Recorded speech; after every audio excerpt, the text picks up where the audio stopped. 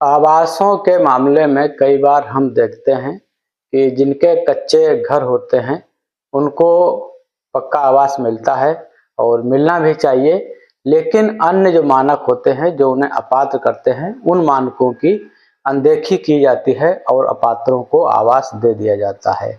और जो आस-पास के लोग हैं, उन्हें नियमों की जानकारी ना होने के कारण, पात्रता की स्थिति ना मालूम होने के कारण उन्हें भी लगता है कि हाँ, इनका कच्चा मकान बना था, तो इसलिए इन्हें आवास दे दिया गया है। तो आज के इस विषय में हम बात करेंगे जो पात्रता के मानक हैं और अपात्रता के मानक हैं। तो हम पात्रता की बात नहीं करेंगे, हम सिर्फ अपात्रता की बात करेंगे। जो अपात्रता के बिंदु हैं, अगर उन बिंदुओं में से कोई भी एक बिंदु कोई व्यक्ति पूरा करता है, तब वो अपात्र हो जाता है। तो वह बिंदु कौन-कौन से हैं? आप चाहें तो उन्हें नोट भी कर लीजिएगा, समझ लीजिएगा। इससे पहले मैं कहूँगा कि चैनल को हमारे सब्सक्राइब कर लीजिएगा, वीडियो को लोगों तक शेयर करिएगा जानकारी के लिए। अपात्रता के मानक में सबसे पहले आता है पक्का मकान उस व्यक्ति के पास कहीं भी नहीं होना चाहिए। जिसे आवास दिया जा रहा है, उसे पूर्व से कोई आवास नहीं मिला होना चाहिए।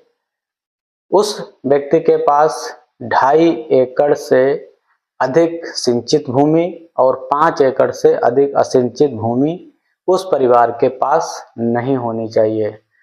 जो बैंक का केसीसी होता है, किसान क्रेडिट कार्ड होता है, वो 50,000 से अधिक अगर किसान के बना है केसीसी, तब भी वह व्यक्ति अपात्र माना जाता है।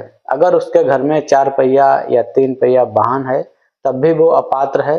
खेती का जो मोटराइज, भले ही खेती की मात्रा कम हो, अगर कोई मोटराइज वाहन है, तब भी वह व्यक्ति अपात्र माना जाएगा। इसके साथ में परिवार में अगर कोई सदस्य सरकारी नौकरी करता है, तब भी वह अपात्र माना जाएगा। अगर परिवार की जो वार्षिक इनकम है वो 2 लाख से ऊपर है, 1,80,000 के ऊपर, तब भी वो अपात्र माना जाएगा। तो ये मुख्य बिंदु हैं। और अगर टैक्स भरता है व्यक्ति, इनकम टैक्स देता हो, चाहे प्रोफेशनल टैक्स देता हो या जीएसटी वाला टैक्स देता हो, व्यापार करता हो, अगर इस तरह का वो काम करता है, तब भी वह व्यक्ति पात्र नहीं है आवास के लिए। तो ये मुख्य बिंदु थे, इन्हें आप याद रखिएगा। भले ही किसी का कच्चा मकान बना हो और उसे आवास दिया गया है, अगर इन बातों में से कोई एक बात वो पूरी करता है, तो वह आवास के लिए अपात्र नहीं है। यहाँ सिर्फ कहने का मेरा एक ही मकसद है कि अभी सूचियों का सत्यापन गांव में आएगा। सर्वेयर के द्वारा जो सर्वे किया गया उनका सत्यापन होगा। सूची जब फाइनल होगी तो निकल के गांव में आएगी। अगर इस तरह के लोग देखते हैं कि पात्रता सूची में किसी ऐसे व्यक्ति का नाम आया है जिन ये जो मानक हैं अपात्रता के वो पूरा करता है, तो उस पर आप आपत्ति कर सकते हैं। गांव में एक बहुत बड़ी कमी हमने देखी है कि भले ही कोई काम गलत हो रहा हो सामने, लेकिन कोई भी व्यक्ति कहने को तैयार नहीं होता है, जिससे वहाँ पे गलत हो जाता है। क्योंकि जो सचिव होते हैं या बाहर के लोग होते हैं, उन्हें बहुत ज़्यादा जानकारी नहीं होती है। जब तक आप सही बात बताएंगे नहीं, तो फिर गलतियाँ होंगी। फिर वही कि आप लोग भी उसकी शिकायत करते हैं कि गांव में गड़बड़ियाँ की जा रही हैं, भेदभाव की जाए। तो जब भी जैसे मीटिंग होती है, हम लोग बुला के गाँव में पूछते हैं, तो कोई भी सही बात बताने के लिए तैयार नहीं होता है। तो मेरा मकसद सिर्फ यही है कि थोड़ा सच बोलें, भले ही थोड़ी देर के लिए बुराई हो जाए। उसका कारण ये है कि अगर किसी अपात्र को कोई लाभ दे दिया जाएगा, तो निश्चित वो किसी पात्र के हिस्से का होगा। पात्र कहीं न कहीं वंचित रह जाएगा।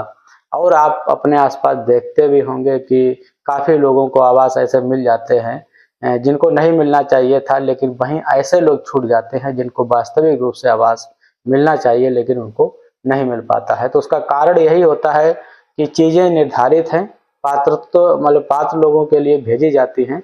अगर बीच में दूसरे लोग उन्हें ले लेते हैं पात्रों को, या दे दिया जाता है, तो निश्चित ही वो पात्रों का ही हक मारा जाता है।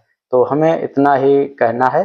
गांव में जब भी किसी प्रकार का कोई भी सत्यापन हो, अभी राशन कार्ड का सत्यापन अभी शुरू होगा, तो जब आप लोग बताते नहीं सही बात, तो फिर बहुत सारी गलतियां हो जाती हैं, अपात्र लोग भी उसमें बने रहते हैं। तो जब भी मीटिंग हो सही बात बोले, थोड़ी देर बुराई जरूर होगी।